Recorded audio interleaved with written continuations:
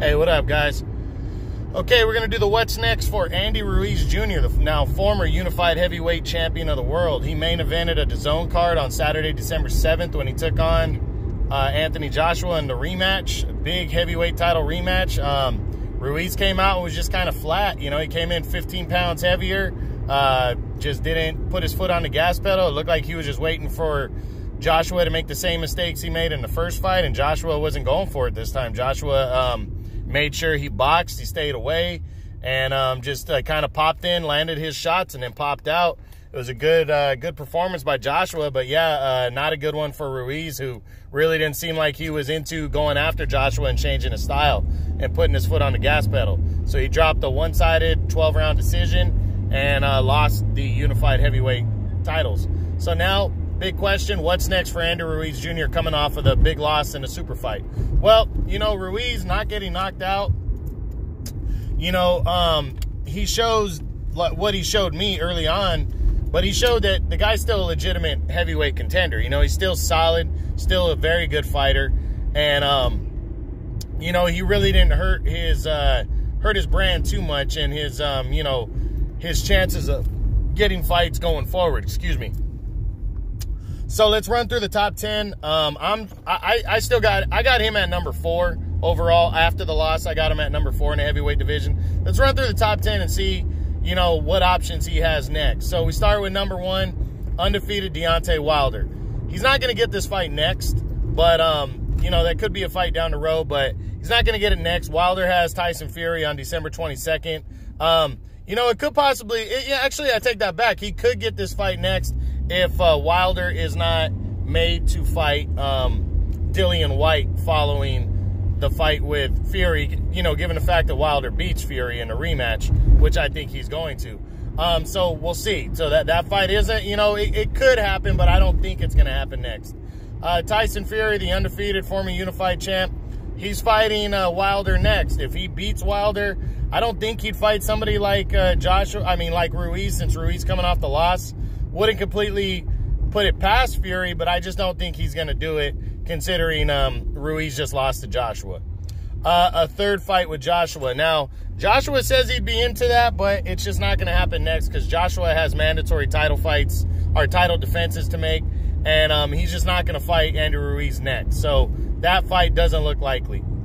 Luis Ortiz is my number 5 heavyweight in the world right now, and I don't know if this fight's likely to happen next, but I say, why not? I would love to see these two guys fight. I don't think it will. I think both guys, especially Ruiz, I think he would try to protect himself and maybe get a tune-up fight before a fight here. But I would love to see these fucking two fight next because it's a really good matchup right here of two guys that have been avoided much of their careers, so why not get in the ring next? But this is kind of a dream fight for me to happen next, but I don't think it will, but I would love to see it. Ruiz versus Ortiz, that'd be great. Number 6 is Alexander Usyk, the undefeated former undisputed cruiserweight champ. Usyk is in line for a world title next, the WBO title. He just said that he wants to, that the WBO just ordered the fight with him and Joshua, so I don't know if that's going to happen for sure next, but I really don't see Usyk and Ruiz fighting next. After him is number 7, Dillian White. Dillian White is looking at a March return, and then he's supposed to be in line to fight for the world title against Deontay Wilder after that. Now, here's where I think this fight is possible. Normally, I would say no, but if White wants to return in March and he called out Andrew Ruiz, if Andrew Ruiz were to get in shape and fight White in March, Andrew Ruiz would become the interim champion, and that would put him right in line to fight the winner of Wilder and Fury. So I think it's something he should consider. I don't think it's going to happen next. I would lean towards the no, but I think it could. And that would be a really entertaining fight. So it's something to think about for Andrew Ruiz, because White looks like he's willing to make the fight just to get anybody with a big name in the ring. Okay, number 8 is Joseph Parker, former WBO champ. This would be a rematch.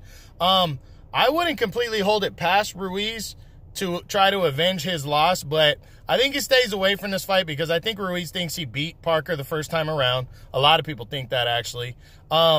And right now, Parker's not, you know, at the forefront in the heavyweight division, so it kind of wouldn't make any sense to take that chance in a rematch against Parker when he has so many, you know, better options and bigger name options. So I don't think Ruiz goes after Parker next. Number 9 is Alexander Povetkin. I don't see this one next. It could happen, but I don't see it. I think Povetkin kind of on the back burner. I think it'd be a risky fight for Ruiz because Povetkin does pack a pretty good punch still, even though he's an older fighter. It's outside possibility, but I don't see it. Then there's a two-way tie for 10th. You got Michael Hunter. I don't think he fights. I don't think Hunter's going to fight him. I think Hunter is going to go after somebody with the zone, like a Povetkin rematch or a Dillian White next, or even a Joseph Parker. But I mean, I think Michael Hunter would be down to fight him, but I don't think Andrew Ruiz wants a kind of a style that Hunter brings. Hunter kind of is a boxer and a mover. And then number 10 is Kubrat Pulev, the former world title challenger. He's in line to fight for the IBF title next. It looks like that's going to be Anthony Joshua's next opponent, unless Joshua decides to go after the WBO belt. If that's the case, maybe the IBF bumps Ruiz to number 2. And we could see Pulev and Ruiz for the vacant world title. I think that's possible, but not likely. I don't think so, but you never know. So he could end up facing him for the world title. So Ruiz has options. If I had to pick, I don't know if he's going to rush himself back into a big fight next. I think it's possible he kind of gets in shape, goes and takes on kind of a so-so opponent next. But Ruiz has a name right now. He didn't get knocked out. He has a name. People enjoy watching him fight. They enjoyed his upset of Joshua. It was big news. Made him a top guy for a long time, for 6 months here, you know. And now he's got a ride on that name. So I wouldn't be surprised if he went after another top 10 opponent next and took on a big fight. But I'm leaning more towards he takes a tune-up fight next. But you never know with Andrew Ruiz. I mean, because he's never really in great shape ever. So it might not matter to him. So we'll see what happens. But that's the what's next on former unified heavyweight champion of the world, Andy Ruiz Jr. All right, True Boxing, you've been hit with the truth.